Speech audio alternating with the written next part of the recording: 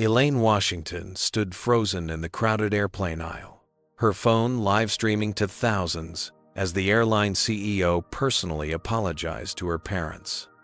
24 hours earlier, no one knew her name. Now her impromptu civil rights stand had sparked a nationwide boycott and changed aviation policy forever. Before we dive into this incredible story of courage and justice, I'd love to know where you're watching from.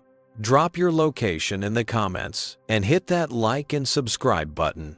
This journey through the unfriendly skies will show how one woman's bold stand against discrimination created ripples of change throughout an entire industry. Harold and Beatrice Johnson had been looking forward to this day for months. After 50 years of marriage, the retired surgeon and former school principal were finally treating themselves to the luxury cruise they had always dreamed about, but never felt they could justify.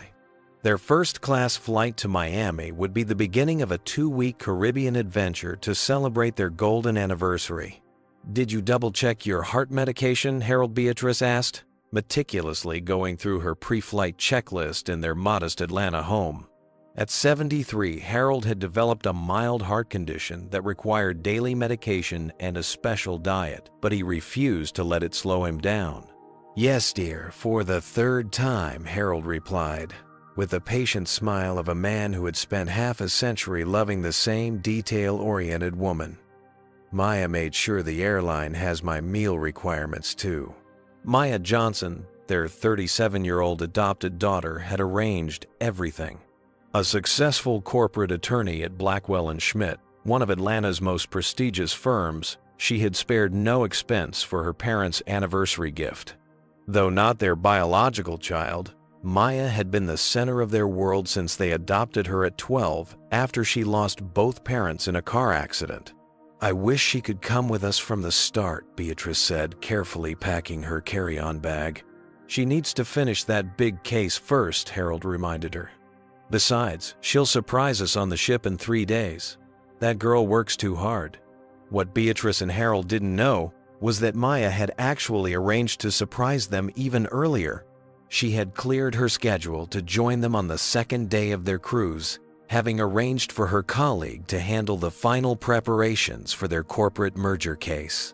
The Johnsons' excitement was palpable as they loaded their luggage into the rideshare vehicle.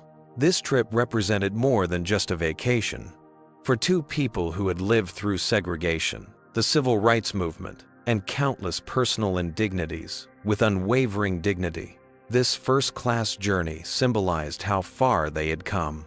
"Remember our first trip together?" Harold asked as they watched the Atlanta skyline pass by. "That bus to Savannah where we had to sit in the back." Beatrice patted his hand. "And now look at us, flying first class to a luxury cruise. Times have changed." "Some things have," Harold nodded thoughtfully. "But not everything." Their driver, a young white man named Kyle, chatted amiably with them during the ride, asking about their trip and sharing stories about his grandmother who had recently celebrated her 80th birthday. The easy conversation reinforced their optimistic mood. Atlanta International Airport bustled with activity when they arrived. The couple moved slowly but purposefully through the terminal, Harold occasionally stopping to ease the strain on his back.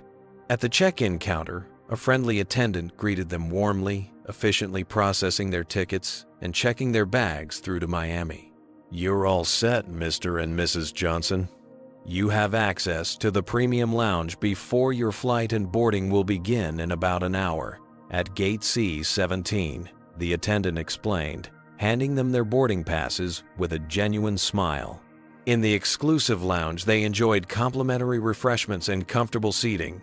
Harold sipped a tomato juice while reviewing their cruise itinerary one more time.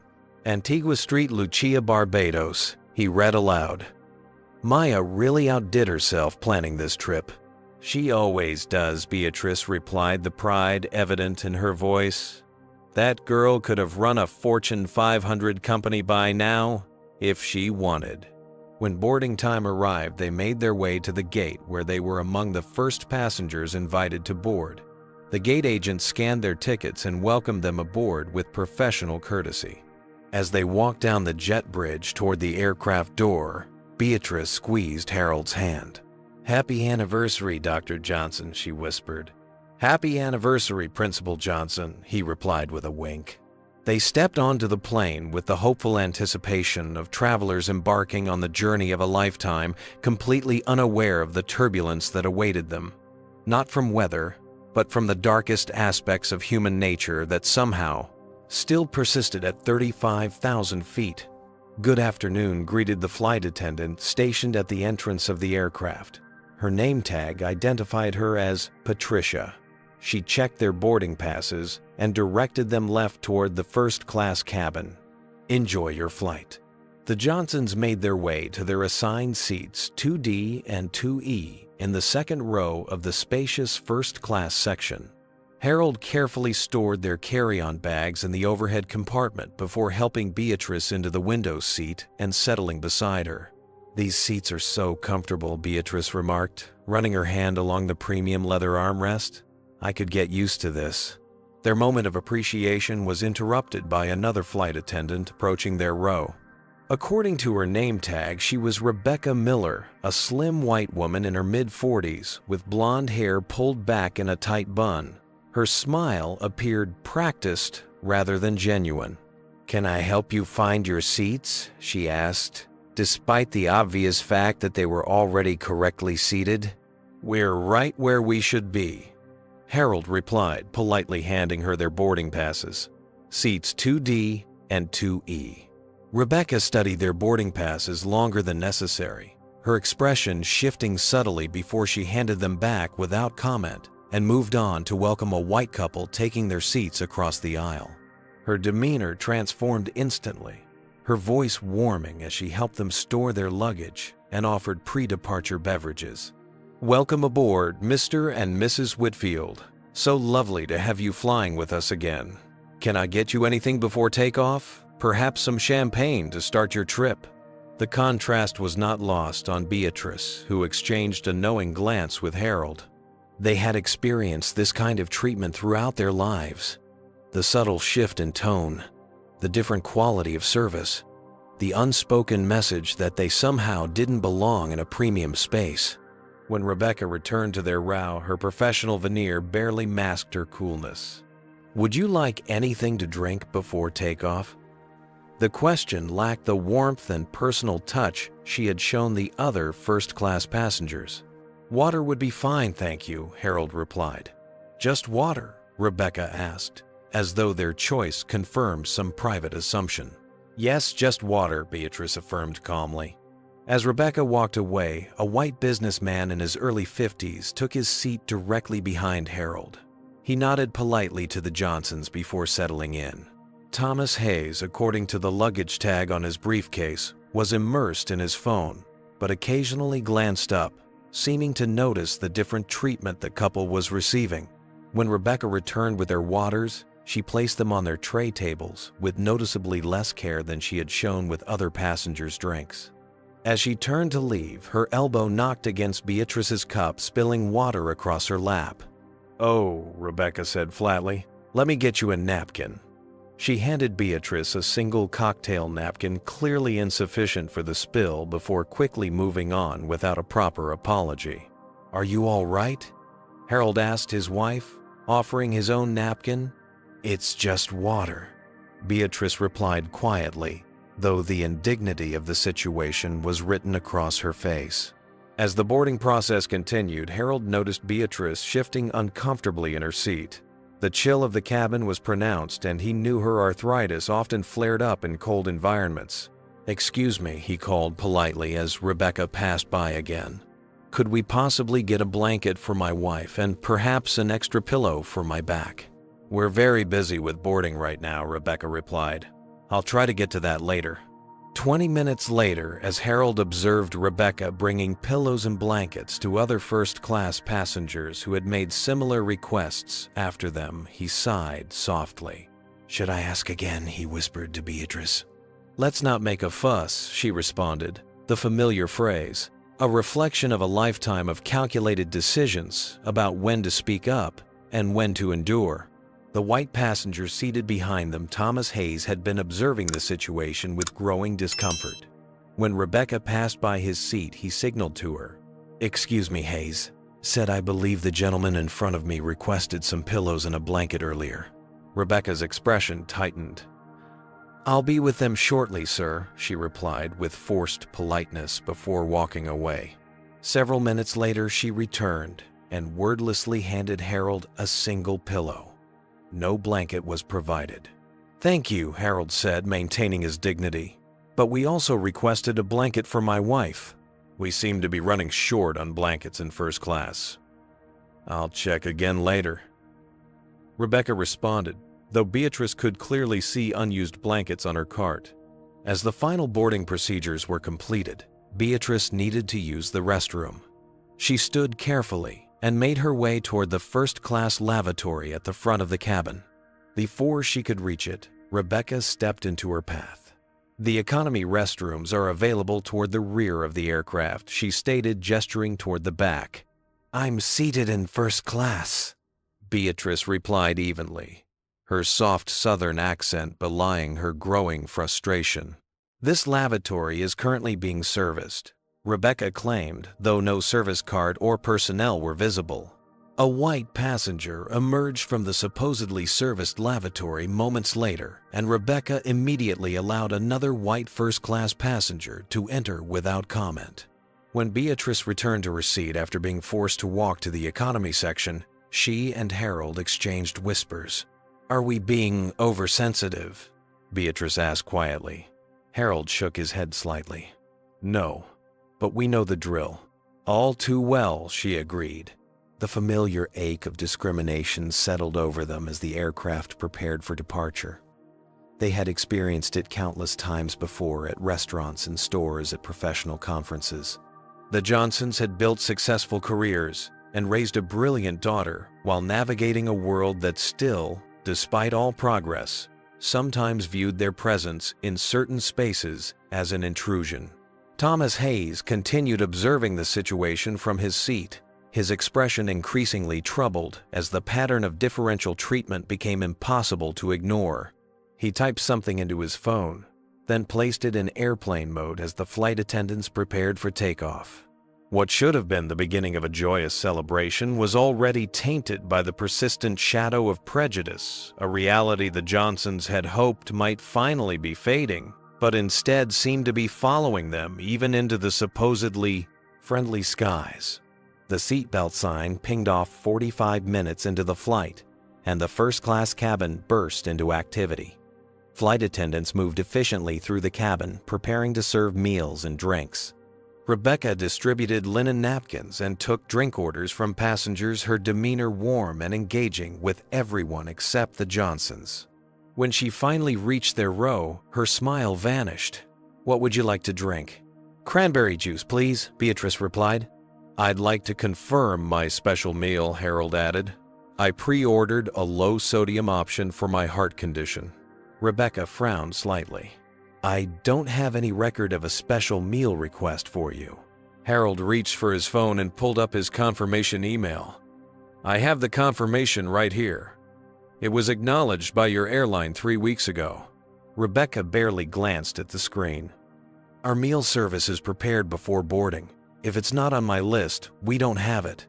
Could you double-check, please?" Harold asked, his voice remaining steady and polite despite his growing concern. His medication needed to be taken with food, and the timing was important for managing his condition. "Sir, I've already told you we don't have it," Rebecca replied, her tone sharpening. "You'll have to choose from our regular menu options." "The confirmation shows the airline received and confirmed my request." Harold persisted calmly. "Could I perhaps speak with the lead flight attendant about this issue?" Rebecca's posture stiffened. "Are you refusing to accept what I'm telling you?" she asked loudly, drawing attention from nearby passengers. "Not at all," Harold replied, keeping his voice low and controlled. "I'm simply requesting to speak with your supervisor about a confirmed meal reservation that seems to have been lost." "You're becoming aggressive," Rebecca stated loud enough for everyone in first class to hear. Harold, who had not raised his voice or made any threatening gestures, looked genuinely confused. I don't understand how my request is being perceived as aggressive. Several passengers began to watch the interaction with concern. Thomas Hayes, seated behind the Johnsons, had already taken out his phone and appeared to be recording the encounter discreetly. I need you to lower your voice and stop threatening me, Rebecca continued. Despite Harold having done neither of these things. My husband hasn't raised his voice once, Beatrice interjected. He simply asked to speak with a supervisor about his medically necessary meal. Ma'am, please don't get involved, Rebecca snapped. This situation is already escalating. By now, the lead flight attendant, a man in his 30s whose name tag read Michael Parker, approached their row. What seems to be the problem here, he asked, looking directly at Rebecca rather than at the Johnsons. These passengers are being combative about a special meal they claim to have ordered, Rebecca explained before either Johnson could speak. I've explained we don't have it, and now they're refusing to choose a regular meal and making demands. That's not accurate, Harold began. We simply... Sir Michael interrupted. I need you to calm down. He is calm, Beatrice insisted. We both are. We're trying to resolve a simple misunderstanding about a meal confirmation. Michael barely acknowledged Beatrice's statement. Rebecca has been with this airline for 15 years. If she says there's no special meal for you, then there isn't one. But I have the confirmation right here, Harold said again, offering his phone. Sir, please put your phone away, Michael instructed. Filming crew members is against airline policy. I'm not filming anyone, Harold clarified. I'm showing you the meal confirmation email from your airline. By now, other first-class passengers had begun to murmur among themselves. Thomas Hayes stood up from his seat. Excuse me, he said, addressing Michael. I've been observing this situation, and these passengers have been nothing but polite. They're simply trying to address a legitimate concern. Sir, please return to your seat, Michael replied curtly. This doesn't involve you. Actually, as a Diamond Medallion member who flies with this airline weekly, I think it does, Hayes countered. What I'm witnessing appears to be discriminatory treatment. Michael's expression hardened. No one is being discriminated against. We're dealing with disruptive passengers according to protocol. They haven't been disruptive at all, another passenger, a woman in her 40s, chimed in. They've been incredibly patient, despite being treated poorly since boarding. Rebecca stepped away briefly and picked up the cabin phone. After a hushed conversation, she returned to Michael's side and whispered something to him. He nodded and then faced the cabin. Ladies and gentlemen, I apologize for the disruption. The captain has requested that we address this situation immediately to ensure everyone's safety and comfort. What situation? Harold asked, genuinely confused. We simply asked about a confirmed special meal. Rebecca's voice came over the public address system.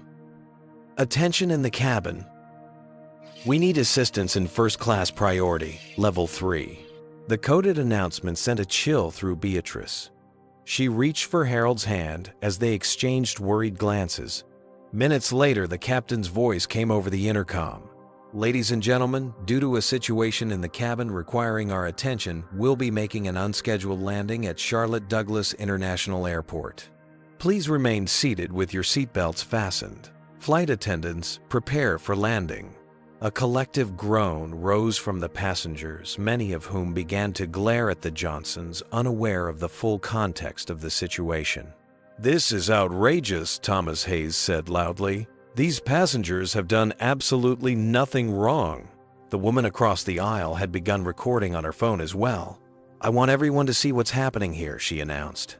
Just as the aircraft began its descent, 2 air marshals emerged from the rear of the plane and approached the first-class cabin. They stopped at the Johnsons' row. Sir, ma'am, we need you to gather your belongings and prepare to exit the aircraft upon landing, one of the marshals stated firmly. Why? Beatrice asked, her voice trembling slightly. What have we done? We've received reports of disruptive behavior threatening the safety of this flight, the marshal replied. Harold sat perfectly still, his face a mask of dignity masking deep hurt. We've done nothing disruptive or threatening. We simply asked about a confirmed special meal and then requested to speak with a supervisor when there seemed to be a misunderstanding. Multiple witnesses can confirm that Thomas Hayes interjected holding up his phone. I've recorded most of this interaction and these passengers have been nothing but respectful. Sir, please lower your phone, the second marshal instructed Hayes. Recording federal officers in the performance of their duties is prohibited. Then, record me instead, called out another passenger. These people are being removed because they're black, not because they did anything wrong. This is discrimination, plain and simple. Several passengers voiced their agreement, but the marshals remained unmoved. As the aircraft touched down in Charlotte, Rebecca stood at the front of the cabin with a satisfied expression barely concealed behind a mask of professional concern. "Mr. and Mrs. Johnson, you'll need to come with us," the first marshal stated as the aircraft taxied to the gate. With the dignity that had carried them through 7 decades of similar indignities, Harold and Beatrice gathered their belongings. Harold helped Beatrice into her jacket, his hands steady despite the humiliation washing over them. "This isn't right," Thomas Hayes insisted, standing to block the aisle. "I won't sit quietly while you remove these innocent passengers." "Sir, interfering with federal officers can result in your removal as well," the marshal warned. Hayes looked directly at Harold and Beatrice. As the Johnsons were escorted off the plane, several passengers called out words of support. Others filmed the procession on their phones. But these small gestures provided little comfort as the elderly couple was paraded through the aircraft and into the terminal. Their anniversary celebration derailed by the same prejudice they had faced throughout their lives, just at a much higher altitude. The small, windowless room in the Charlotte Douglas International Airport security area felt suffocating. Harold and Beatrice Johnson sat side by side on metal chairs, their carry-on bags placed against the wall as 2 Transportation Security Administration officers questioned them about the incident. "So you're claiming you didn't raise your voice or make any threatening gestures?" Toward the flight attendant asked Officer Daniels, a stern-faced man with a clipboard who had been taking notes for the past 45 minutes. "That is correct," Harold replied, his voice steady despite his rising blood pressure. "I simply asked to speak with a supervisor about my confirmed special meal that wasn't provided. According to the report filed by the crew, you repeatedly ignored instructions and created a hostile environment." Officer Wilson, the second TSA agent, countered. Beatrice, who had been silent for most of the questioning, finally spoke up. "My husband and I have been married for 50 years. We've lived through segregation, through the civil rights movement, through times when people who looked like us couldn't even eat in certain restaurants. Do you honestly believe we would jeopardize our anniversary trip by being hostile on an airplane?" The officers exchanged uncomfortable glances but continued their questioning. Meanwhile, Beatrice noticed Harold discreetly pressing his hand against his chest, a gesture she recognized all too well. "My husband needs his medication," she interrupted. "It's in his carry-on and he was supposed to take it with food over an hour ago." "We'll get to that shortly," Officer Daniels replied dismissively. "We need to complete our investigation first." "This isn't an investigation," Harold stated firmly. "This is harassment. We've answered the same questions repeatedly for nearly an hour. Either charge us with something specific or allow us to leave." After another 30 minutes of circular questioning, a supervisor finally entered the room. "We won't be filing any charges at this time," she announced. "You're free to go, but I should inform you that the airline has placed you on their no-fly list pending further review." "No-fly list," Beatrice echoed in disbelief. "For what possible reason?" "That's an airline decision, ma'am, not ours," the supervisor replied, already turning to leave. "What about our luggage?" Harold asked. "And our connection to Miami?" "You'll need to speak with the airline customer service desk about rebooking options. Your checked luggage will continue to your original destination." Released into the terminal with no assistance, no apology, and no clear path forward, The Johnsons made their way to a food court where Harold could finally take his medication with a hastily purchased sandwich. "Your color doesn't look good," Beatrice observed, worriedly placing her hand on her husband's forehead. "We should find a medical station." Harold's blood pressure had indeed spiked dangerously, a combination of stress, delayed medication, and the humiliation of being escorted off a plane for doing nothing wrong. At Beatrice's insistence, they located the airport's medical office, where a concerned nurse took his vitals. "Your blood pressure is 190/110, the nurse informed him. "That's dangerously high. I'm going to call for additional medical assistance."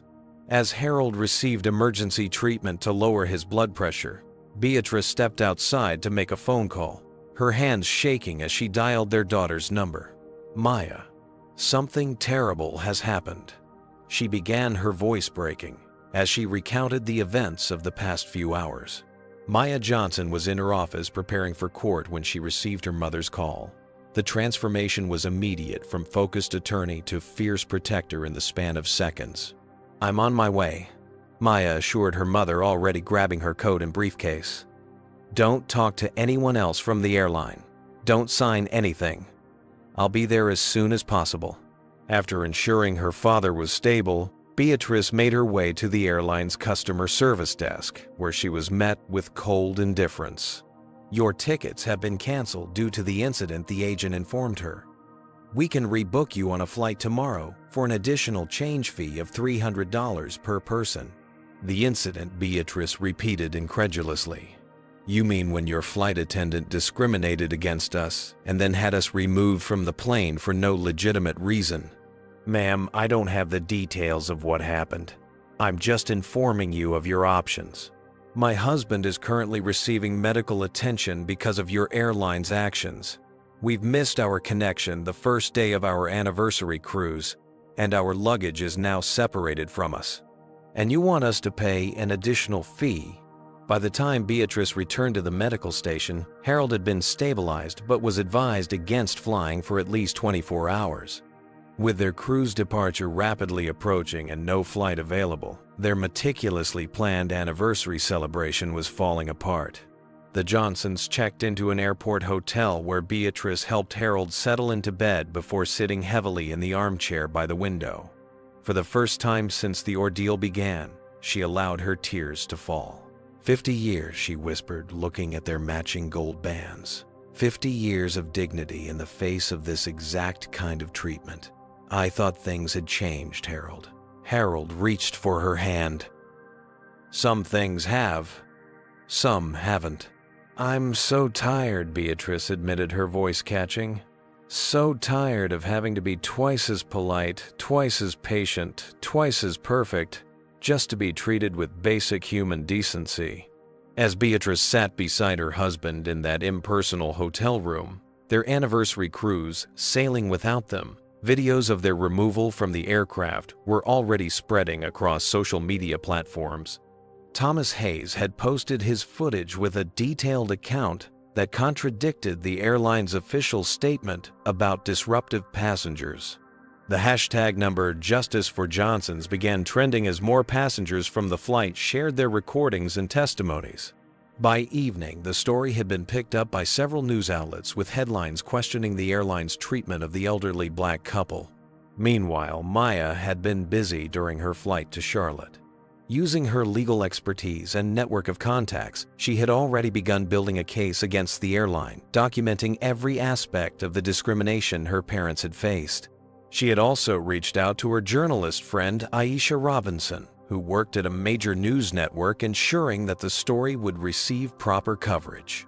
Do you believe what happened to the Johnsons is still common in America today? Comment number 1. If you think racial discrimination in customer service is still widespread, or number 2, if you think this was just an isolated incident. Make sure to hit that like button and subscribe to our channel for more stories that expose injustice and celebrate those who stand against it. What would you do if you witnessed discrimination like this on a flight?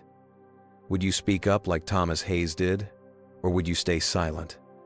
And what do you think Maya will do next to fight for her parents' dignity and rights? The airline has no idea what's coming their way, but they're about to learn a powerful lesson about messing with the wrong family. Maya Johnson strode through the Charlotte Airport terminal with the focused intensity that had made her one of the most formidable attorneys in Atlanta. Her tailored suit and confident gait caused people to step aside, unconsciously sensing the determination radiating from her 5'8" frame. She found her parents in their hotel room, her father resting in bed while her mother sat vigilantly nearby. The sight of these two pillars of strength, people who had guided countless students and saved numerous lives throughout their careers, looking so defeated, ignited something primal within her. "I want you to tell me everything," Maya said after embracing them both. "Every single detail from the moment you boarded until now." For the next hour, Beatrice and Harold recounted their experience, while Maya recorded their statements and took meticulous notes. She photographed Harold's boarding pass, his special meal confirmation email, and the medical report from the airport clinic documenting his elevated blood pressure. "This ends today," Maya declared when they finished. "Not just for you, but for everyone who's ever been treated this way." She made a quick call to her colleague Jackson Williams, requesting that he join her in Charlotte immediately with the case files she needed. As one of the few other black attorneys at her firm, Jackson understood implicitly the significance of what she was undertaking. "I've already pulled precedents on similar discrimination cases," Jackson told her over the phone. "I'll be on the next flight out." Maya's multi-pronged strategy took shape quickly. First, the legal approach. She would file complaints with the Federal Aviation Administration, the Department of Transportation, and the airline itself. Second, media pressure. Her friend Aisha Robinson was already preparing an investigative report for her network. Third, corporate leverage. Maya would mobilize her extensive network of high-profile clients and contacts to apply pressure from within the business community. While waiting for Jackson's arrival, Maya created a dedicated hashtag campaign number, Flying While Black. Within hours, thousands of similar stories began pouring in, revealing a pattern of discrimination that extended far beyond her parents' experience. The airline's initial response came that evening through a terse press statement. "Regarding the incident on Flight 3762, our crew members followed standard protocol for addressing disruptive passengers. The safety and comfort of all passengers is our top priority, and we stand by the actions of our professional team members. We cannot comment further on an ongoing investigation."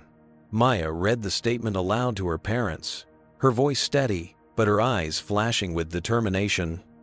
"They're trying to paint you as troublemakers.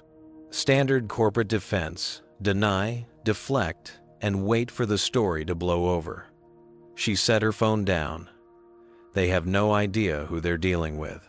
By morning, Jackson had arrived with the case files Maya had requested. Together, they set up a makeshift office in the hotel room. "I've been researching this flight attendant," Rebecca Miller Jackson reported. "She has multiple passenger complaints in her file, 3 of them specifically from minority passengers, alleging discriminatory treatment." Maya nodded, unsurprised. "And the airline's response to those complaints?" "Dismissed for insufficient evidence in each case," Jackson replied. "But here's where it gets interesting. She's the niece of a senior vice president at the airline. That might explain the protective treatment." This information only strengthened Maya's resolve. She spent the next several hours on conference calls with civil rights organizations, while Jackson compiled testimonies from passengers who had witnessed the incident and were willing to go on record. Meanwhile, Aisha Robinson's preliminary report aired on the evening news, featuring interviews with Thomas Hayes and 2 other passengers from the flight, who corroborated the Johnsons' account. "The airline contacted me 3 times trying to get me to retract my statement," Hayes told Aisha on camera. "They even offered me bonus miles and upgrade certificates. But I won't be silenced about what I saw. It was textbook discrimination, plain and simple." The report also included footage from several passenger videos showing Harold and Beatrice being escorted off the plane despite having done nothing wrong. The contrast between their dignified bearing and the unjust treatment they received resonated with viewers nationwide. Maya helped her parents file formal complaints with the FAA and Airline, documenting every detail of the incident and citing specific violations of federal transportation regulations. She also prepared the groundwork for a potential civil rights lawsuit, though she hoped it wouldn't come to that. Litigation is a last resort, she explained to her parents. The discovery process would be intrusive, and trials can drag on for years. My goal is to force accountability and systemic change through pressure and negotiation. That evening, Maya arranged for her parents to continue their journey, though not as originally planned. A competing airline, sensing a public relations opportunity, offered the Johnsons complimentary first-class tickets to Miami. "You should still enjoy your anniversary cruise," Maya insisted as she helped them pack. "I'll handle everything else from here." "We raised a warrior," Harold said, proudly embracing his daughter. "You taught me to fight the good fights," Maya replied, her voice thick with emotion. "Now let me fight this one for you." After seeing her parents off, Maya returned to the hotel to find Jackson had made a significant discovery. Through a contact at the airline, he had obtained internal documents showing that the company's diversity training program had been drastically reduced over the previous 2 years as a cost-cutting measure. They eliminated mandatory bias training for experienced staff, Jackson explained.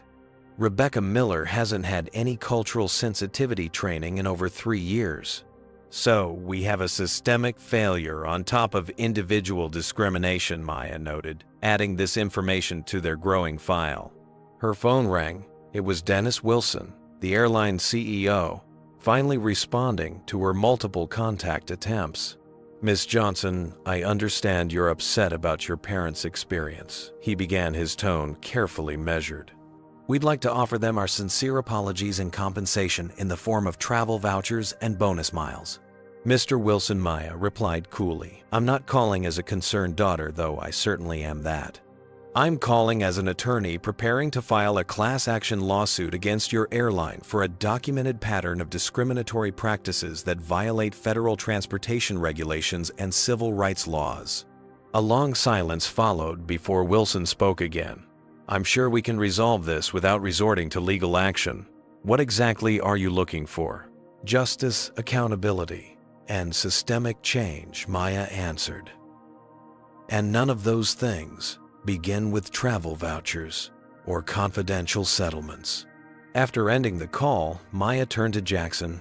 "They're worried, but not worried enough. Time to escalate." The next morning, Maya executed the boldest move in her strategy. She booked a first-class ticket on the exact same route her parents had attempted to fly, requesting a seat in Rebecca Miller's service section. Through contacts provided by supportive flight attendants from other crews, she had confirmed that Rebecca was indeed working that flight. As Maya boarded the aircraft, she felt a calm determination settle over her. This wasn't just about her parents anymore, it was about every person who had ever been made to feel less than human because of the color of their skin. It was about changing a system that still allowed such treatment to occur without consequences. What she didn't know was that her live stream of what would happen next would change airline policy forever.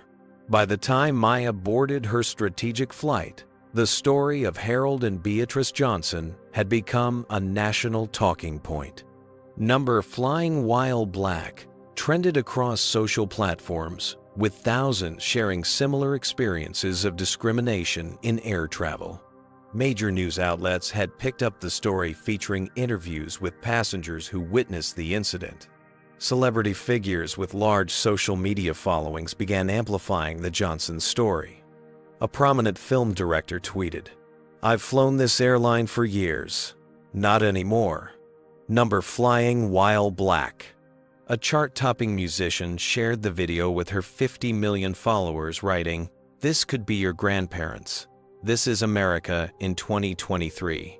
Number Flying While Black." Several civil rights organizations issued statements calling for investigation and accountability. A group of congressional representatives demanded that the Department of Transportation examine the airline's practices, The public pressure was building with unprecedented speed. The airline's stock price had dropped 7% since the incident went viral, representing hundreds of millions in lost market value. Their social media accounts were flooded with negative comments and boycott threats.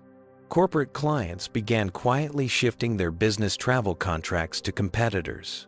Maya was keenly aware of this growing pressure as she settled into her first-class seat.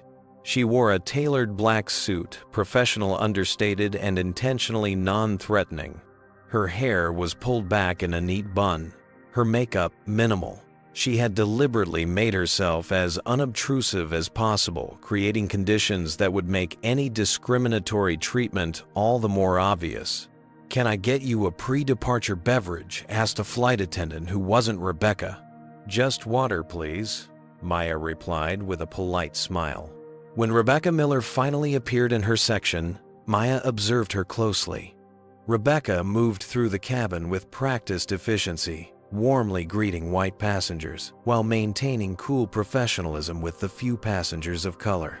Maya activated the voice memo app on her phone, legally recording in the single-party consent state. When Rebecca approached her row, Maya made the same requests her father had made: confirmation of a special meal, order an extra pillow, and a blanket. Predictably, Rebecca's response lacked the warmth she'd shown to other passengers. "We're very busy with boarding right now. I'll check on that later." Just as her parents had experienced, Maya watched as Rebecca promptly fulfilled similar requests from white passengers seated nearby. Thomas Hayes had been right. The pattern was textbook discrimination, subtle enough to provide plausible deniability, but obvious to anyone paying attention. Midway through the flight, after documenting multiple instances of differential treatment, Maya finally set her plan in motion. She pressed the call button, waiting patiently as Rebecca deliberately attended to other passengers first. "Yes," Rebecca asked when she finally arrived, her tone making the simple words sound like an imposition. "I've been waiting for the blanket and pillow I requested during boarding," Maya stated calmly.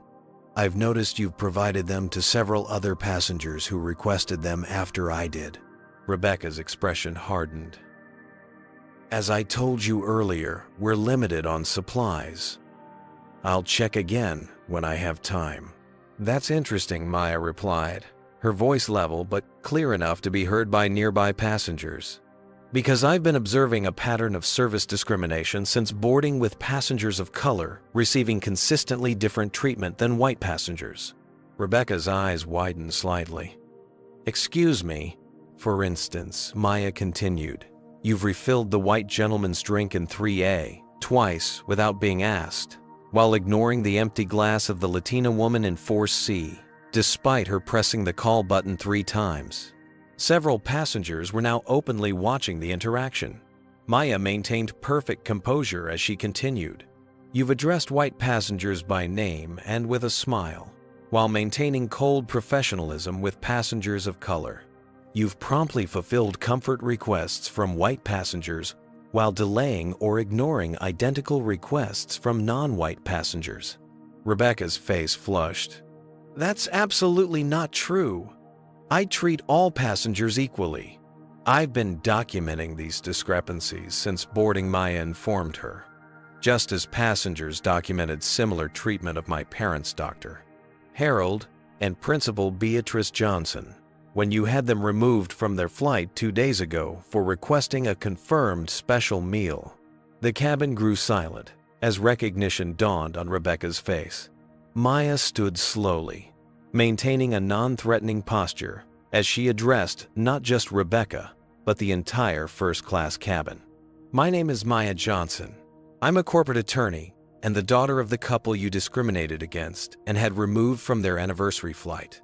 But more importantly, I'm a black woman who's tired of watching people who look like me be treated as less than human." Passengers began pulling out phones, recording the confrontation. Maya spoke clearly, her words measured and precise.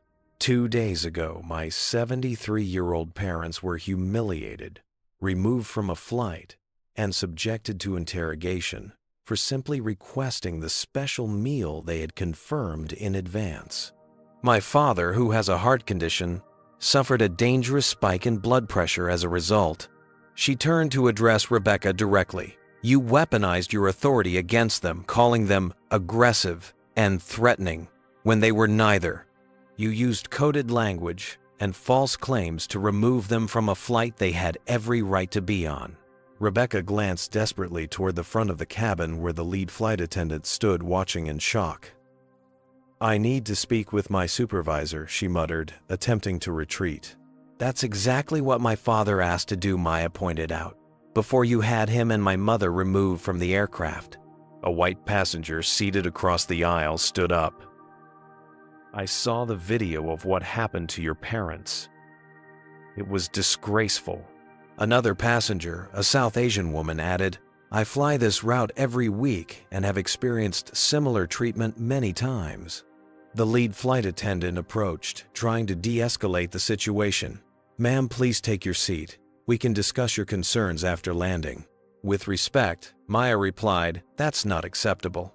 My parents were removed from a flight for far less than what I'm doing now, yet you're offering me the courtesy of discussion they were denied. That disparity is precisely the problem.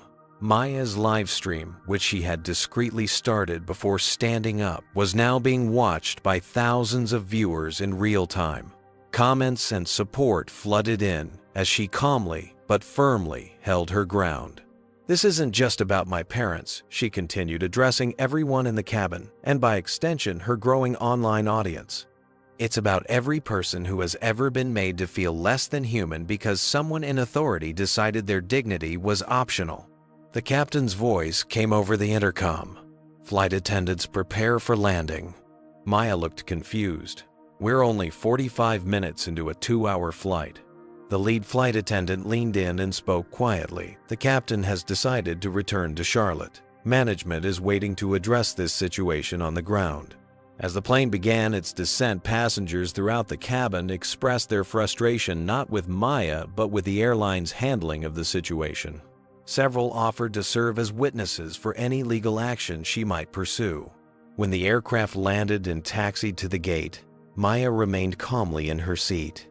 Unlike her parents, she was not asked to gather her belongings or escorted off the plane. Instead, the jetway door opened to reveal a group of airline executives, including the Chief Operating Officer Patricia Reynolds. Miss Johnson Reynolds said as she approached Maya's seat, We'd like to speak with you privately about this situation. I have nothing to hide, Maya replied, gesturing to the other passengers. These people have witnessed the same pattern of behavior that my parents experienced. Whatever you have to say can be said right here. Reynolds glanced uncomfortably at the phone, still recording the interaction. We take these allegations very seriously and want to assure you we're launching a full investigation.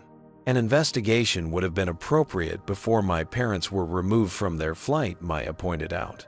Instead, they were treated as guilty without evidence or due process. As passengers began to deplane, many stopped to express support to Maya and share contact information, offering to provide statements about what they had witnessed.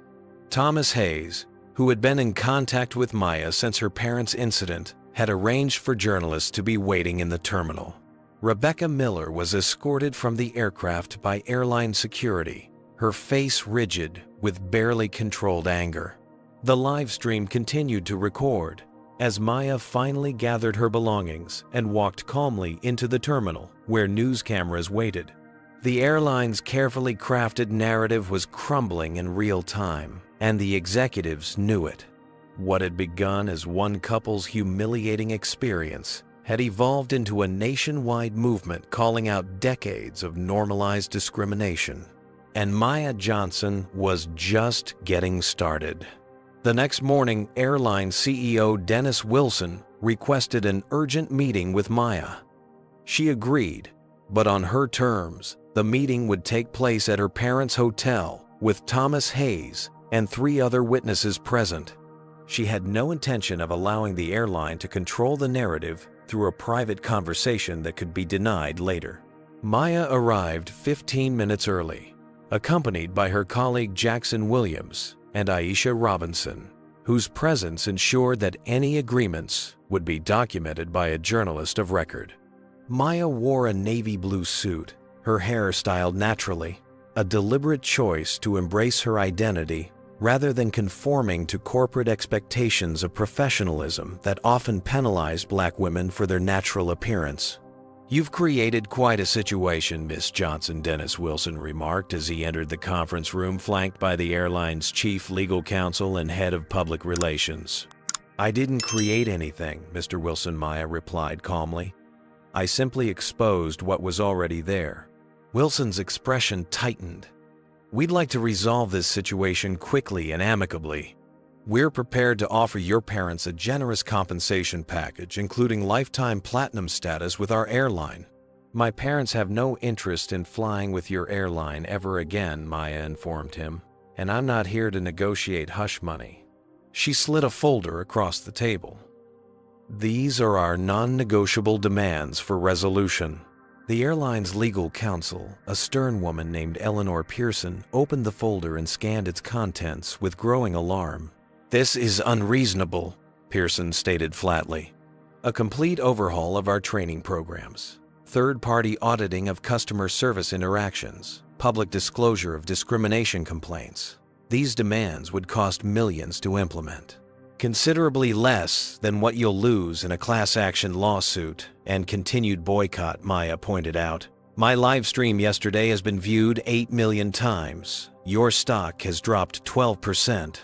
Corporate clients are already canceling contracts." Thomas Hayes, seated beside Maya, nodded in confirmation. "My own company has suspended our business account with your airline pending resolution of this situation." "That's a 7-figure annual contract you've lost." Wilson looked increasingly uncomfortable. "We acknowledge that the situation with your parents was regrettable, but..." "Regrettable," Maya interrupted. "My 73-year-old father with a heart condition was publicly humiliated and physically removed from a flight for requesting his confirmed special meal. My mother was forced to walk to the back of the plane to use the restroom despite paying for first-class tickets. Both were detained and interrogated for hours. My father suffered a dangerous spike in blood pressure that required emergency medical intervention." She leaned forward. "That's not regrettable, Mr. Wilson. That's actionable discrimination that violated federal transportation regulations, the Air Carrier Access Act, and civil rights laws." Wilson turned to his PR director with a questioning look. "We've prepared a statement expressing our sincere regrets about the misunderstanding," the PR director offered weakly. "Misunderstanding," Maya repeated her tone, making the words sound absurd. "Let me be perfectly clear. There was no misunderstanding. There was deliberate discrimination, followed by a calculated attempt to justify that discrimination through false claims of aggressive behavior." She opened her laptop and turned it toward Wilson. "This is an internal email from your Diversity and Inclusion Department from last year, expressing concern about the reduction in anti-bias training hours. It specifically warns that the cuts could lead to increased incidents of discriminatory customer service." Wilson's face paled. "How did you get that?" "I have my sources," Maya replied. "Just as I have sources who provided documentation of 17 similar incidents in the past year alone, all involving the same pattern: passengers of color being removed from flights for normal customer service requests that were characterized as aggressive or threatening." The airline executives exchanged concerned glances. Maya pressed her advantage. "Here's what's going to happen," she stated with quiet authority. "You're going to implement every demand in that folder. You're going to issue a public apology to my parents that acknowledges the discriminatory treatment they experienced. You're going to terminate Rebecca Miller's employment, along with any managers who enabled her pattern of behavior. And you're going to establish a passenger bill of rights that includes specific protections against discrimination. And if we refuse," the legal counsel asked, though her tone suggested she already knew the answer, "then I file a class action lawsuit on behalf of every passenger who has experienced similar discrimination," Maya replied. I release the internal documents I've obtained to the media. And I continue the public campaign that's already cost you hundreds of millions in market value."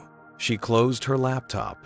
"I'm not just an angry daughter, though. I certainly am that.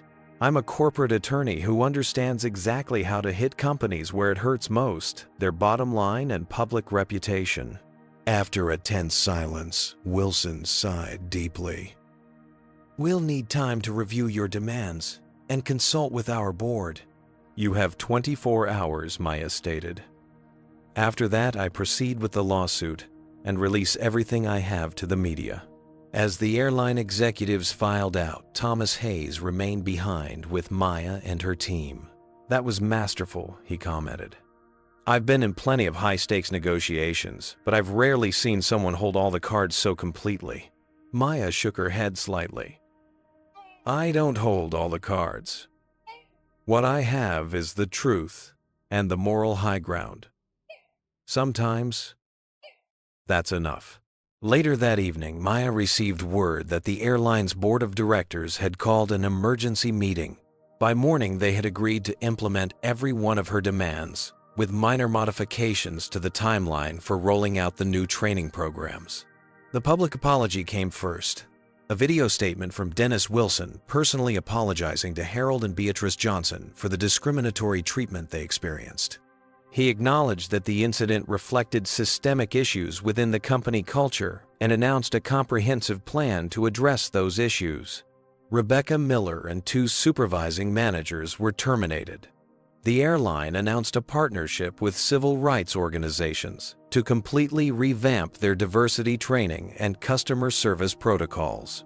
And most significantly, they agreed to establish an independent review board to assess discrimination complaints with findings to be published quarterly. Maya had achieved everything she set out to do. But as she watched the airline's stock begin to recover following the announcement of these changes, she understood that the real victory wasn't in punishing the company, it was in transforming it. "You've created a template that other industries could follow," Aisha Robinson told her during an interview for her network. "This isn't just about airlines anymore. It's about holding any company accountable for how they treat people of color." Maya nodded thoughtfully. "That was always the goal. My parents spent their careers helping others, my father as a surgeon, my mother as an educator. They taught me that true justice isn't about vengeance, it's about creating positive change." What neither Maya nor the airline executives could have anticipated was how quickly that change would spread beyond a single company to transform an entire industry's approach to bias and discrimination. 3 days after the airline agreed to Maya's demands, she received an unexpected phone call from Dennis Wilson. "Miss Johnson, I'd like to meet with you again," the CEO said, his tone noticeably different from their previous interaction. "Not to negotiate or contest our agreement, but to discuss how we might work together to implement these changes effectively." Maya was surprised, but cautiously optimistic. "I'm listening. Our initial analysis shows that the issues you identified are more pervasive than we realized," Wilson admitted. "We need expertise to address them properly, and frankly, you've demonstrated exactly the kind of insight and approach we need." The meeting took place at the airline's headquarters, where Maya was shown into a conference room filled with senior executives and board members. The atmosphere was markedly different from their previous encounter, less defensive, more collaborative. "We've been doing damage control for so long that we lost sight of the actual damage," Wilson began. "The data you presented forced us to conduct a deeper internal review, and what we found was troubling." He displayed a series of charts showing complaint patterns that correlated strongly with passengers' race and ethnicity. Another slide revealed dramatic disparities in how customer service issues were resolved based on the customer's perceived background. "This isn't just about Rebecca Miller or your parents' experience," Wilson continued. "It's about a systemic failure that we need to address comprehensively." Maya listened intently, maintaining her professional composure despite her surprise at this apparent epiphany.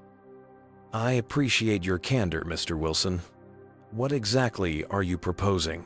We'd like to retain you as a special consultant to help reshape our entire approach to diversity, equity, and inclusion, he replied. Not just in customer service, but throughout our organization. Maya raised an eyebrow. Why me specifically? There are numerous diversity consultants with more experience in the airline industry. Because you did what none of them managed to do? Wilson answered honestly. You made us care about this issue in tangible, measurable ways that our shareholders and board couldn't ignore. The offer was compelling, but required careful consideration. Maya didn't want to be a token or a publicity stunt. She needed to ensure any collaboration would result in meaningful change. I'll need complete access to your data policies and personnel, she stipulated, and I'll require documented commitments to implement the recommendations my team develops. Agreed, Wilson nodded. We're prepared to be fully transparent and accountable. Over the following weeks, Maya assembled a team of experts in civil rights law, corporate diversity initiatives, and transportation regulations. Together, they conducted a comprehensive audit of the airline's practices, from hiring and promotion patterns to customer service protocols and complaint resolution procedures. Their findings confirmed what Maya had suspected. The airline's problems extended far beyond isolated incidents. There were systemic biases built into everything from the algorithm that assigned seats to the metrics used to evaluate employee performance. Your customer satisfaction surveys are inherently biased, Maya explained during a presentation to the airline's executive team. They overrepresent certain demographic groups while minimizing or excluding others entirely. You're optimizing for the satisfaction of your white affluent passengers at the expense of everyone else. The team's recommendations were comprehensive and far-reaching. Revamped hiring practices, modified performance metrics, expanded diversity training, revised customer service protocols, and a complete overhaul of the complaint investigation process. Implementation will be challenging, Maya acknowledged. These changes require not just policy adjustments, but a fundamental cultural shift. To her surprise, Dennis Wilson fully endorsed the plan. We've calculated the cost of inaction, he explained. It's far higher than the cost of these changes, both financially and ethically. The transformation wasn't without resistance. Some managers complained about political correctness or reverse discrimination. A small group of employees, including several of Rebecca Miller's colleagues, resigned in protest. But the majority embraced the changes, especially frontline staff who had witnessed discrimination but felt powerless to address it. Many came forward with their own stories of problematic behaviors they had observed or experienced within the company. I've been watching passengers of color get worse treatment for years, one flight attendant confided to Maya, but whenever I reported it, I was told I was being too sensitive or making trouble. As the new policies took effect, the airline experienced unexpected benefits. Employee morale improved. Customer complaints decreased across all demographic groups. The company's public image began to recover, with their commitment to equity being highlighted in industry publications. 6 months into the transformation, Dennis Wilson invited Maya to a special board meeting. Our quarterly results have exceeded expectations, he announced, displaying a chart showing the company's recovering stock price and improved customer satisfaction metrics. The changes you helped implement haven't just been morally right, they've been good for business. Maya nodded, unsurprised. Treating all customers with dignity and respect tends to be profitable. As word of the airline's transformation spread throughout the industry, Maya began receiving calls from other companies facing similar issues. The Department of Transportation launched an investigation into discriminatory practices across all major airlines, using the standards Maya had helped establish as a benchmark. Congressional representatives invited her to testify about transportation equity issues, leading to proposed legislation that would strengthen passenger protections against discrimination. Civil rights organizations recognized her work with awards and speaking engagements. But for Maya, the most meaningful outcome wasn't the professional recognition or the industry-wide impact. It was the private moment when her father called to tell her about his experience on a recent flight. "The flight attendant knew my name, Maya Harold," said his voice thick with emotion. "Not because I told her, but because they've included our story in their training. She thanked me for helping them become better." That single phone call confirmed what Maya had believed all along. True justice wasn't about punishment or retribution. It was about transformation, changing systems and cultures so that the indignities her parents had suffered would not be repeated for the next generation.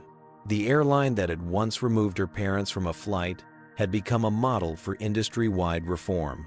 And Maya Johnson, who had begun this journey seeking justice for her family, had catalyzed a movement that extended far beyond a single incident to address the deeper patterns of discrimination embedded in American life.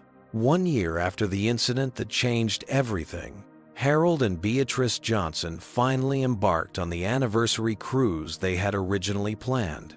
This time they flew first class on the very airline that had once removed them personally, escorted by customer service directors who ensured every aspect of their journey was perfect.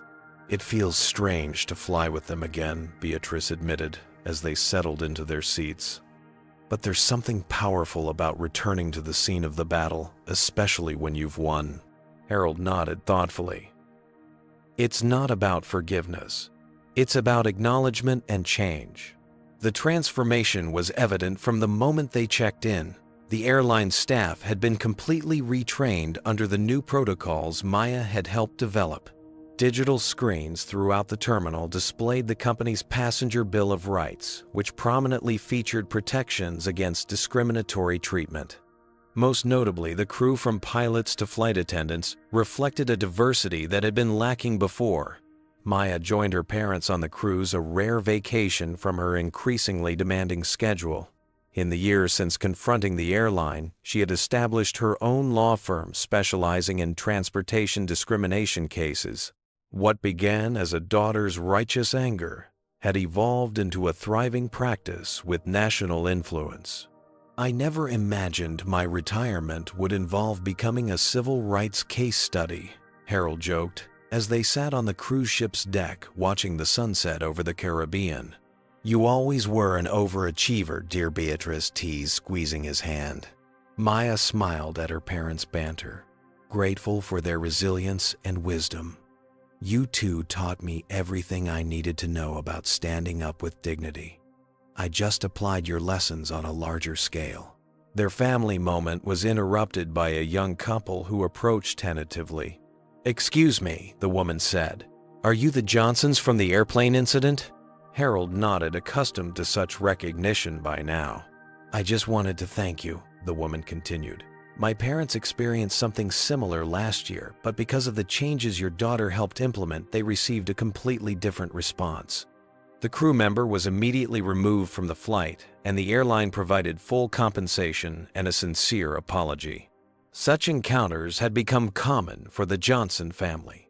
Their experience had resonated with countless others who had suffered similar indignities in silence, believing there was no recourse. Back in Atlanta, Thomas Hayes had partnered with Maya to establish the Transportation Equity Initiative, a nonprofit organization dedicated to documenting and addressing discrimination in all forms of public transportation. What began as his spontaneous act of allyship on that fateful flight had evolved into a committed advocacy role. "I never fully understood the reality of traveling while Black until I witnessed it firsthand," Hayes explained during a fundraising event for the initiative. "Once you see it, you can't unsee it, and you can't remain silent." The impact extended far beyond a single airline or incident. The Department of Transportation had implemented new industry-wide regulations requiring standardized training, transparent reporting of discrimination complaints, and independent auditing of customer service interactions. Other transportation sectors, from railways to ride-sharing services, began adopting similar frameworks proactively. Maya's law firm had expanded to include 8 attorneys, all specializing in different aspects of transportation discrimination. They had successfully litigated cases involving airlines, bus companies, cruise lines, and taxi services, establishing precedents that strengthened protections for all travelers. "We're not just winning cases," Maya explained during an interview with Aisha Robinson, who had continued covering the story and its far-reaching implications. "We're changing the fundamental expectations of how companies interact with people of color. Dignity isn't optional. It's a right." On the final evening of their cruise, the Johnsons attended a formal dinner where they were surprised to find several of the passengers and crew members who had supported them during the original incident. Thomas Hayes had arranged the reunion as a celebration of the changes they had collectively inspired. "A year ago, we were strangers, brought together by an injustice," Hayes toasted. "Today, we're partners in a movement that's transforming how America addresses discrimination, not through dramatic confrontations, but through systematic, measurable change." Maya looked around at the diverse group of allies who had played various roles in this journey, from the passengers who had recorded the original incident to the airline employees who had risked their jobs to provide internal documentation. Their collective courage had created ripples that continued to spread. After dinner, Beatrice pulled her daughter aside for a private moment on the ship's deck. "You know what I'm most proud of?" she asked, gazing out at the moonlit ocean. "The legal victories," Maya guessed. "The policy changes." Beatrice shook her head. "I'm proud that you understood the lesson your father and I tried to teach you all your life. Sometimes it takes one person refusing to accept what everyone else has tolerated." "I had good teachers," Maya replied, embracing her mother. The following week, Maya was invited to speak at a conference on transportation equity. As she approached the podium, she spotted her parents in the front row, their faces beaming with pride. "A year ago, my parents were removed from a flight for the crime of existing while black and expecting equal treatment," she began. "Today, I'm not here to rehash that incident, but to discuss what came after. How one moment of injustice became the catalyst for systemic change." She paused, scanning the room filled with industry executives, government officials, and civil rights advocates. "The most important lesson we learned wasn't about the power of social media or legal strategy, though both played crucial roles. It was about the transformative potential of holding companies accountable, not just for making amends, but for fundamentally changing how they operate." As Maya continued her address, outlining the measurable improvements that had resulted from their advocacy, she noticed a woman slipping quietly into the back of the room. The airline's new chief diversity officer, a position created as part of the company's transformation. The woman, Dr. Kimberly Roberts, had previously led civil rights initiatives at the Department of Justice and had been personally recruited by Dennis Wilson to oversee the airline's ongoing equity efforts. After the conference, Maya introduced Dr. Roberts to her parents. "Your daughter has set a new standard for corporate accountability," Dr. Roberts told them. "We're not just implementing her recommendations, we're using them as a foundation to build something even better." Harold nodded appreciatively. "That's how progress works. Each generation stands on the shoulders of the previous one, reaching higher." As they prepared to part ways, Beatrice asked Dr. Roberts a final question. "What happens when the media attention fades? Will these changes last?" "That was my primary concern when I took this position," Dr. Roberts admitted. "But we've built these changes into our operational DNA, our hiring practices, our training protocols, our performance metrics. They're not dependent on public pressure anymore. They're simply how we do business." That evening, as Maya helped her parents into a rideshare vehicle, she reflected on the journey that had begun with a simple request for a special meal and culminated in industry-wide transformation. "I wonder what would have happened if Rebecca Miller had just given Dad his meal that day," she mused. Beatrice smiled wisely. "Then someone else would have had to fight this battle." The problem was never just one flight attendant.